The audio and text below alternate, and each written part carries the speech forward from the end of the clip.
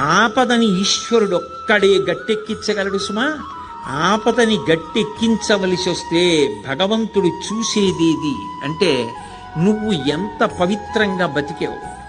నువ్వు ఇతరులకు హాని చెయ్యగలిగి ఉండి కూడా చెయ్యకుండా నిన్ను నువ్వు నిభాయించుకున్న సందర్భాలేవి. నీ కోపాన్ని నువ్వు ఎలా నిగ్రహించుకున్నావు, ధర్మానికి నువ్వు ఎలా కట్టుబడిపోయావో చూసి పరమేశ్వరుడు కౌగిలించుకుంటాడు. కబీర్ దాస్ గారు ఓ మాట అంటాడు, ధీరే ధీరే రేమనా ధీరే సబకుచి హోయ్ మాలీసించే సౌకర్య ఋతువాయే ఫల్హోయ్ అంటాడు.